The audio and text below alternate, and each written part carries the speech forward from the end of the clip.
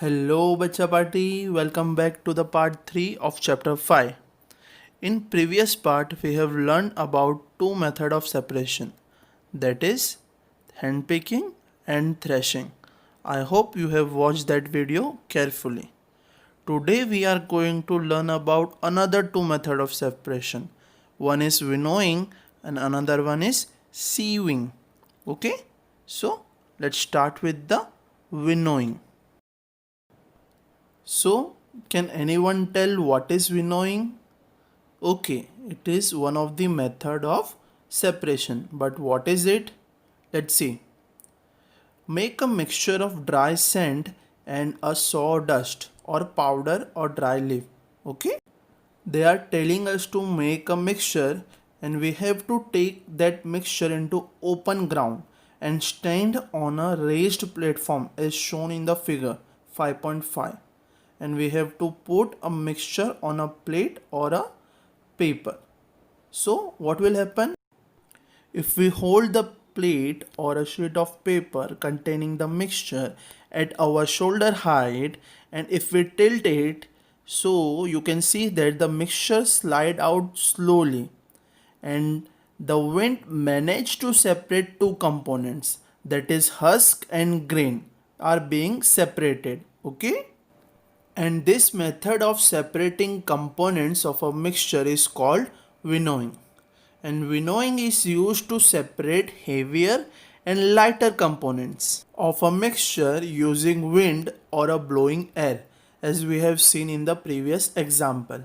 Okay? Now this method is commonly used by farmer to separate the lighter husk particle from the heavier seeds of the grain. As we have discussed, what is husk? It is nothing but outer covering of the seeds. Okay? So the husk particle are carried away by the wind and the seeds of the grain are being separated in the process of winnowing. Let's take a simple example to understand the winnowing process in a better way. In this example, if we are stand on a raised platform in an open ground where wind is blowing, then that particular wind will blow up the husk. Husk is nothing but outer covering of our seeds, and the grain which we required are being separated. The air will blow the light husk and heavier grain are being separated, which we are required. Okay, and that husk is used as a food for the animals. Okay, students. Now the next method of separation is sieving. So what is sieving? Let's discuss its definition.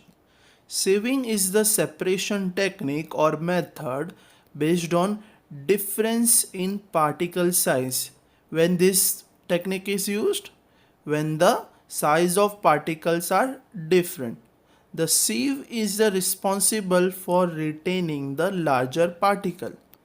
In our Hindi or Gujarati language, when we use chhanni or garni, okay, to separate something, that is nothing but sieving. Is it clear, student?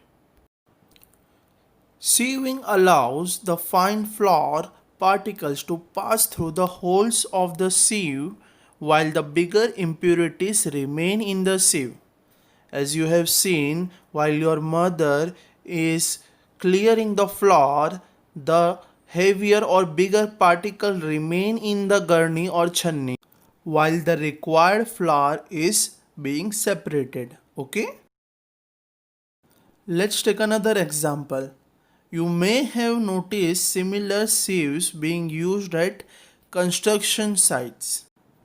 At construction site, they use these sieves to separate the pebbles and the stone from the sands.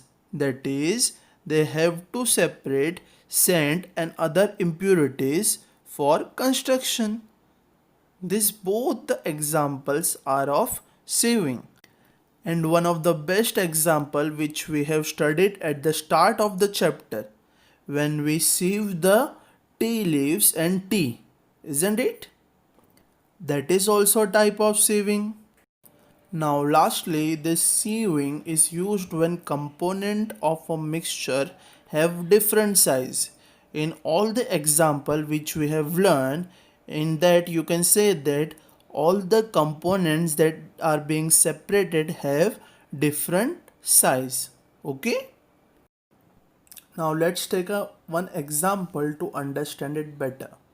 Sometime we may wish to prepare dish with flour and we needed to remove impurities present in it. Okay, so how to remove that impurities? We have to use sieve and pour the flour into the sieve. And sieving allows fine flour particle to pass through the sieve and impurities remains in the sieve, so we can easily remove it. So today we have learned about two methods of separation. One is winnowing, another one is sieving. So that's it for this part. We will meet in the next part. Till then, bye bye.